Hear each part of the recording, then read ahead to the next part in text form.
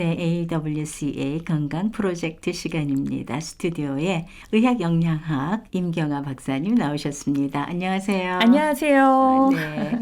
자, 오늘은 저희가 이 건강 프로젝트 시작한 네 번째 시간인데요. 네. 자, 오늘은 어떤 주제를 말씀해 주시겠어요? 네, 평소에 내가 많이 어지럽다. 그리고 너무 피곤하다. 그리고 뭔가 근무력 중이나 일하는데 지장이 된다라고 하시는 분들은 보통 이제 우리가 빈혈을 의심할 수가 있는데요. 네. 빈혈을 그냥 놔뒀다가는 큰 병의 원인이 될 수가 있습니다. 예를 들면 치매의 원인이 되기도 하고요. 또 산소가 부족하기 때문에 이 백혈병의 전조 증세가 될 수가 있습니다. 그래서 이렇게 더 큰 병이 되기 전에 빈혈을 우리가 잘 다스릴 수 있는 음식에 대해서 알아보도록 하겠습니다. 사실 빈혈이라는 건 하면은 저희가 뭐 알긴 하지만 그래도 빈혈을 구체적으로 어떤 걸 빈혈이라고 하는지요? 네. 빈혈이라고 하면은 이 혈액이 가난한 거잖아요. 혈액이 부족한 겁니다. 그 중에서도 이 혈액 중에서도 혈색소, 헤모글로빈 또는 적혈구라고 하는데요. 이 양이 정상 이하로 감소된 상태를 의미합니다. 그래서 적혈구는 뼛속 골수에서 만들어져서 폐에서 말초 조직까지 산소를 운반해주는 중요한 역할을 하게 되는데요. 이 적혈구의 가장 중요한 성분인 이 혈색소는 산소가 적은 조직에서는 산소를 떼어주고 또 산소가 많은 조직에서는 산소와 결합하는 그런 아주 중요한 성질을 가지고 있어요. 근데 빈혈이 있으면 대개의 경우 혈액의 산소 운반 능력이 감소되는데 이를 혈색소 농도의 변화에 나타나게 됩니다. 그래서 빈혈의 주된 증상을 보면은 이게 굉장히 피곤하고 또 호흡이 이제 조금만 움직였음에도 불구하고 호흡이 가빠지고요. 그런가 하면은 이게 산소가 부족하다 보면 계속 심장에서 더욱더 이렇게 뛰게 만들거든요. 그래서 심계 항진, 쇠약감, 가슴 통증, 어지러움증, 때로는 우리가 이제 손발이 저리기도 한 것도 어떻게 보면은 혈액 순환이 원활하지 않아서 생길 수가 있고 또 수족냉증, 또 얼굴만 보더라도요 창백합니다. 그리고 이제 눈밑을 이렇게 보더라도 눈밑이 원래 붉은 색을 이렇게 띄어야 되는데요. 이 눈밑이 연하거나 이게 창백한 색을 띠거나 그런 경우, 그리고 또 혀를 보더라도 이게 혀가 반들반들하게 되는 경우가 있거든요. 이럴 때도 나타날 수가 있겠고, 혈액에 산소를 운반해 줄 수 있는 적혈구가 부족하게 되면은 심장은 조금 더 산소를 더 공급하기 위해서 더욱더 펌프질을 가속화하게 되는데요. 그래서 빈혈을 오래 놔두면은 심장에 부담이 갈 수가 있습니다. 그렇군요. 그러면 철분이 풍부한 음식을 많이 먹으면 네. 이 빈혈을 예방할 수 있을까요?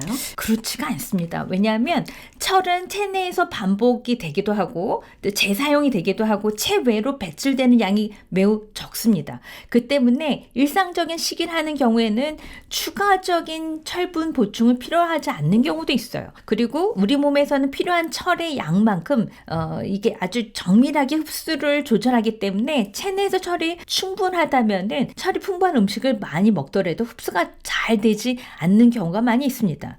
그래서 철이 풍부한 음식을 먹는다고 해서 빈혈에 다 좋은 음식은 아니라고 말씀드릴 수가 있고요. 이 철분 결핍성 빈혈이라면은 철분 섭취가 부족하기보다는 어떤 만성 질환의 어떤 혈액 부족인 경우하고 관련이 많이 있습니다. 뭐 예를 들면은 생리가 가다하거나 아니면 객혈을 했거나 토혈을 하거나 하혈을 하거나 이렇게 혈액을 잃는 경우에도 그럴 수가 있습니다. 엽산이나 비타민 B12가 네. 또 부족하면 빈혈도 있다고 했는데요. 맞습니다. 엽산하고 비타민 B12는 혈색소를 만드는 필수 요인이 되는데요. 이 부분이 부족하게 되면은 이 적혈구의 크기가 상대적으로 커지는 경우도 있고 모양이 변형되기도 합니다. 그래서 이 비타민 B12는 사실은 우리가 음식으로 섭취하지 않으면 안 되는 그런 영양소입니다. 근데 이 비타민 B12가 대부분은 음식엔 다 들어가 있기 때문에 웬만하면 부족해지지 않는데, 부족해지는 원인을 살펴보면은 어떤 자가 면역 질환을 있거나 그래서 흡수가 안 되거나 만성 췌장염을 앓거나 또 위에서 비타민 B12에서 흡수를 하기도 하고 또 이 부분을 도와주는 부분들이 그 팩터가 나오는데요. 그 부분이 위를 절제하거나 위염이 있거나 그런 경우에는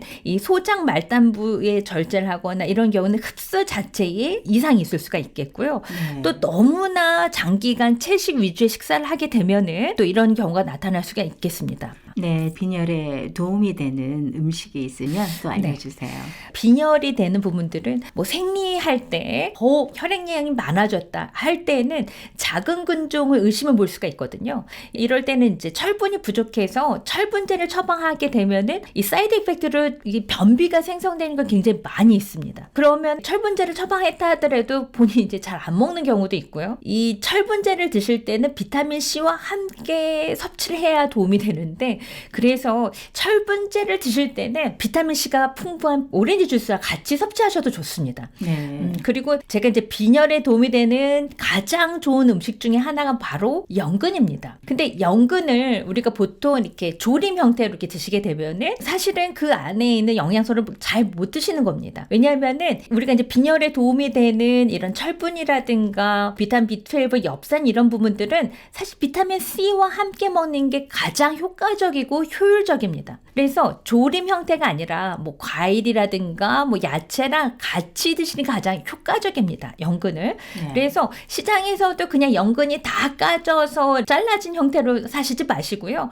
생으로 된 거를 사셔서 흙 이렇게 씻으셔서 그걸 이제 이용하시는 게 훨씬 더 영양적으로는 안전하고 효율적으로 드실 수 있는 방법들입니다. 네. 그래서 이 연근을 비타민 C와 같이 드시게 되면 철분을 무려 30% 이상 올려줄 수가 있습니다. 저 같은 경우에는 연근을 그냥 살짝 데쳐서 깨소스나 아니면 유자청이랑 같이 드시게 되는 겁니다. 네. 아니면 연근을 살짝 데친 다음에 사과라든가 귤이라든가 비타민 C 함량이 많은 이런 채소 과일을 같이 갈아서 드시는 거를 더 추천해 드리고요. 그 다음에 또 이제 빈혈에 도움이 되는 음식 중에 하나가 바로 깻잎입니다.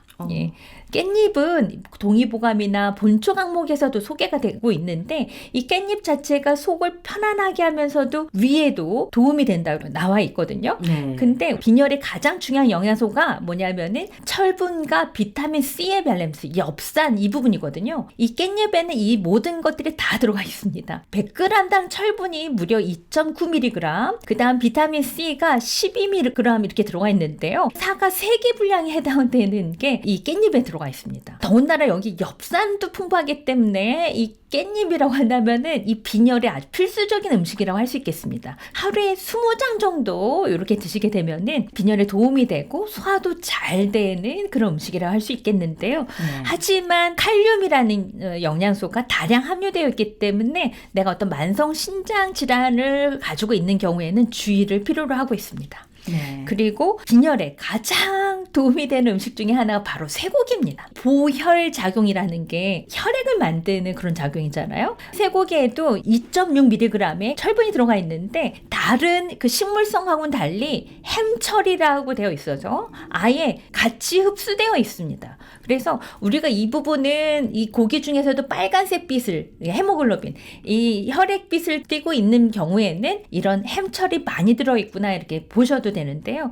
이 부분이 골수에서 조혈 기능, 혈액을 만드는 기능을 도와주고요. 그리고 또 비타민 B12가 풍부하게 됩니다. 그래서 또 비타민 B12가 사실은 체내에서 합성이 안 되기 때문에 이런 쇠고기라든가 깻잎을 드셔야지만 합성이 됩니다. 그리고 또 하나가 뭐가 있냐면은 조개류인데 조개 중에서도 붉은색을 띠어서 우리가 피조개라고 하는데 이름에서도 알 수 있듯이 헤모글로빈이 많기 때문에 붉은색을 띠게 됩니다. 무려 100g당 철분이 5mg이라서 쇠고기에 거의 2배 이상 되는 거거든요. 네. 그래서 이 피조개를 이용하셔서 이걸 뭐 샤브샤브로 드셔도 되고 여러 가지 조개 종류가 있으면 덮밥처럼 이렇게 졸여서 이렇게 밥 위에 이렇게 올려서 드셔도 좋겠고요. 또 샤브샤브로 이용하실 때 이렇게 야채를 많이 넣고 이 피조개를 넣어서 육수로 사용하셔도 너무나 좋은 영양 성분들이 많이 들어가 있어서 빈혈을 예방하는 데 도움이 되겠습니다. 이런 음식들이 결과적으로는